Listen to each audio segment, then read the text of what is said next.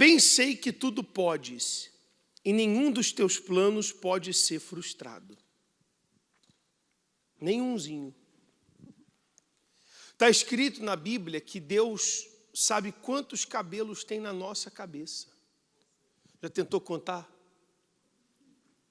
Hã? Dá para contar nem quantos caem. Você perde a conta quantos caem, imagina quantos ficam. Sim ou não? Mas está escrito que todas as estrelas Deus chama pelo nome. Uma vez eu atendi uma senhora que tinha, eu acho que eram 18 filhos. Era muito filho. E ela falou assim, tem hora que eu não lembro quem é quem. Mas Deus sabe o nome das estrelas. O que dirá dos seus filhos.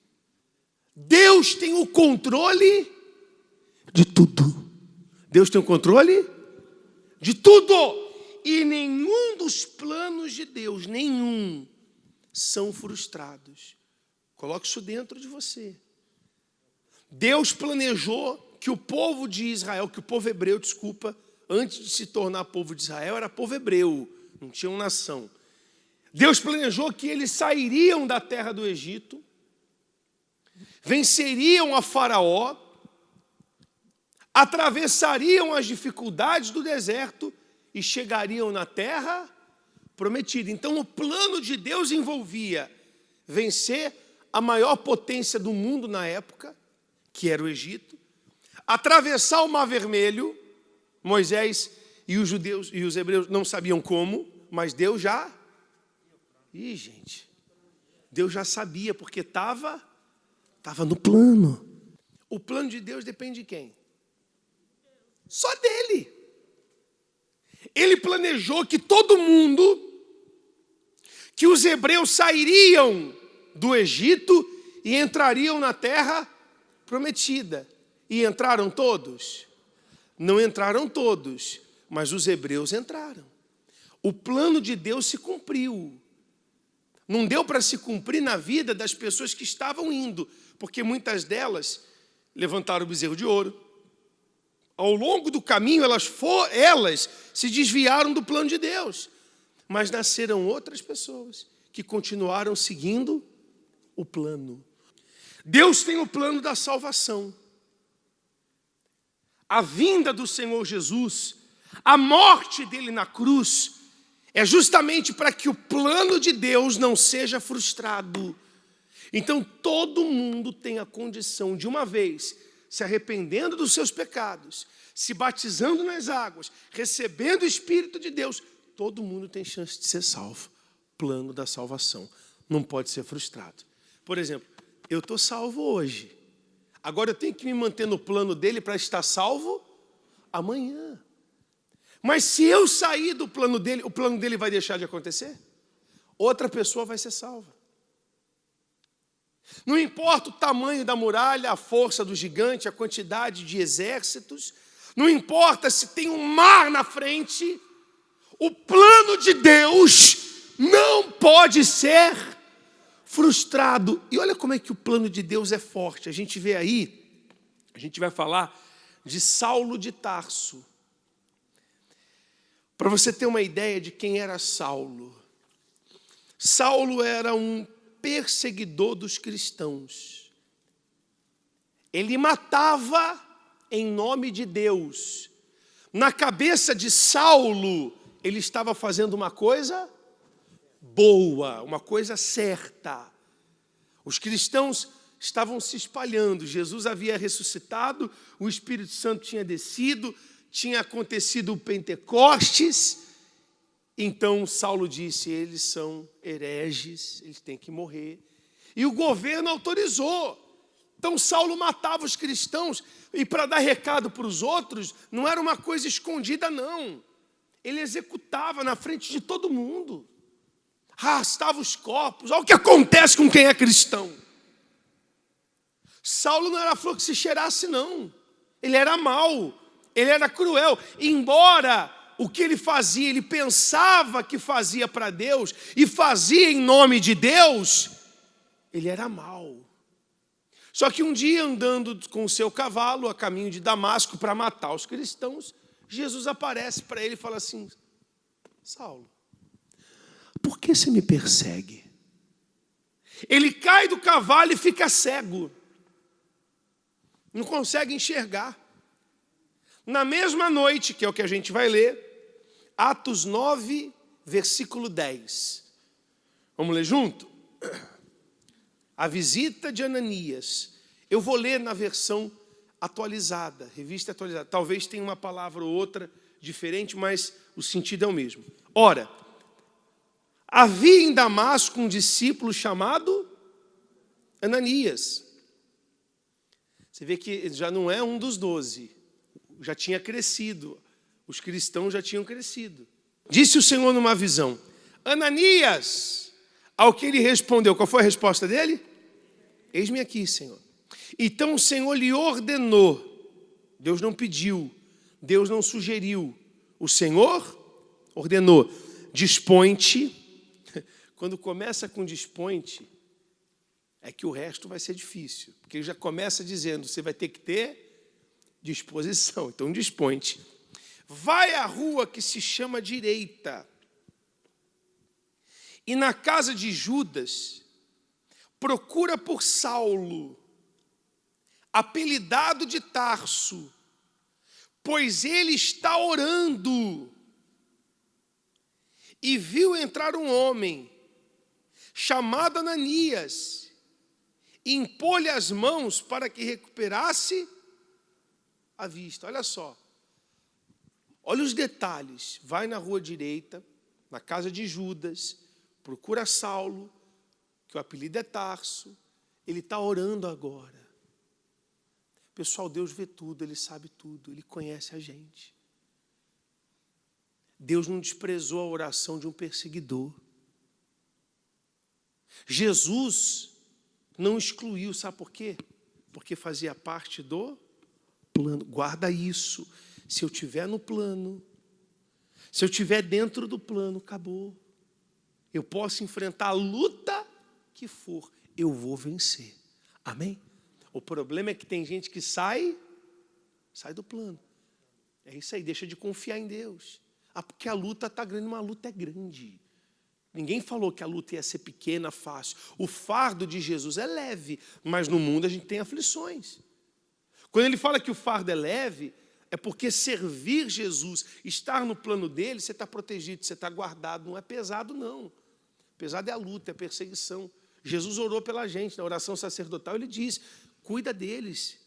Ele pede para Deus cuidar de nós, porque nós estamos no mundo, mas não somos do mundo. Então a luta é grande, mas a gente tem paz nas lutas. Amém? Ananias, porém, respondeu. Olha o medo. O que ele respondeu? Senhor, o que ele falou? De muitos tenho ouvido a respeito deste homem. Versículo 13. De muito tenho ouvido a respeito desse homem. Quantos males tem feito aos teus santos em Jerusalém? E para aqui trouxe a autorização dos principais sacerdotes para prender a todos que invocam o teu nome. Olha o medo. Vai lá visitar Saulo de Tarso.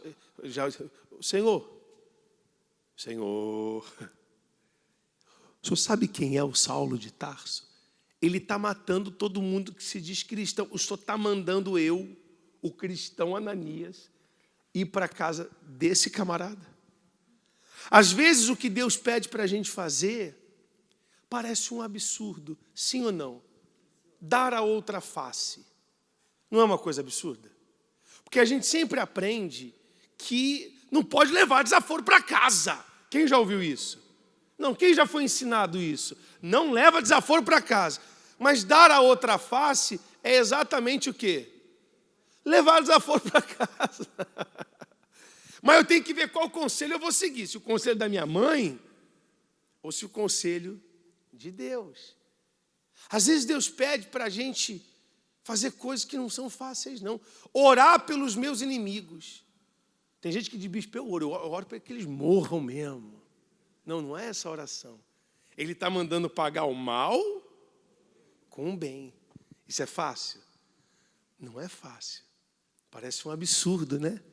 A pessoa te prejudicou, a pessoa te passou para trás, a gente não sabe se ela foi usada pelo diabo ou se ela usou o diabo. A gente não sabe, para te fazer mal. Mas ele está falando, ora por ela. Mas não é orar, ó Deus abençoa, tá? Amém. Não, é orar, sabe, oh meu Deus, tem misericórdia. Ela só está fazendo isso porque ela não te conhece. Ela faz os outros vítimas porque ela também é vítima. Olha o nível de espiritualidade. É o plano, amém? Então Ananias falou, meu pai, meu Senhor, o senhor quer que eu vá lá? Mas olha o que Jesus respondeu. Versículo 15, eu queria que você lesse em voz alta, porque é muito forte. Mas o Senhor lhe disse, vai, porque este é para mim o quê? Um vaso ou um instrumento escolhido para levar o meu nome perante gentios e reis, bem como perante os filhos de Israel. Pois eu lhe mostrarei quanto lhe importa sofrer pelo meu nome. Ananias, vai, porque isso faz parte. Fala, gente. Faz parte do plano.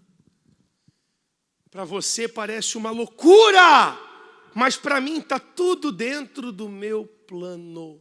Só me obedece. Só faz o que eu estou mandando você fazer. Aí você já sabe o resto da história.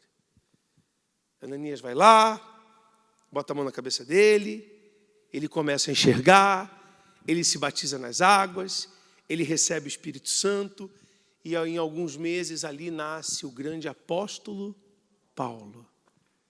Olha o que o plano de Deus faz. E esse plano ele quer fazer com você também. Mas para que esse plano seja feito na sua vida, de forma gloriosa, você tem que se deixar ser conduzido por Deus. Tem gente que é conduzida pelo coração, que se deixa guiar pelas circunstâncias. A seguir levantou-se e foi batizado. Então, ele se batizou. E logo pregava nas sinagogas, afirmando que Jesus é o Filho de Deus. Você imagina a loucura de quem estava vendo. Não, isso aí é algum esquema que esse Saulo está fazendo para matar os cristãos. Não é possível. Semana passada ele matou não sei quantos em Jerusalém. No mês passado ele matou não sei quantos, não sei aonde. Ele estava vindo para cá para matar todo mundo já estava escondido. Agora ele está na sinagoga dizendo que Jesus é o Senhor. O plano de Deus confunde as pessoas. O plano de Deus deixa esse mundo de boca aberta. E às vezes tem gente da igreja que se diz cristã, que não confia no plano de Deus. Confia em Deus. Confia nele. Jesus falou, Pai, se for possível, afasta de mim esse cálice. Mas eu quero estar dentro, eu quero estar dentro do plano. Se der para me poupar, amém. Mas eu não quero sair do plano. Qual que é o plano? É o sacrifício. Eu vou para o sacrifício. Será que você tem tido essa disposição para sacrificar? Ou às vezes você sai do plano por causa de um namorada, marido, esposa. Sabe? O diabo usa uma pessoa que tira você do sério, e você entra na carne, estraga tudo. Tem gente que no mesmo dia, ela faz uma volta pelo plano de Deus, depois no plano do diabo. Plano de Deus, plano do diabo. Direita teu caminho. Deus, a partir de hoje eu vou seguir. Se te falta força na caminhada, porque a caminhada, ela exige de nós, peça força.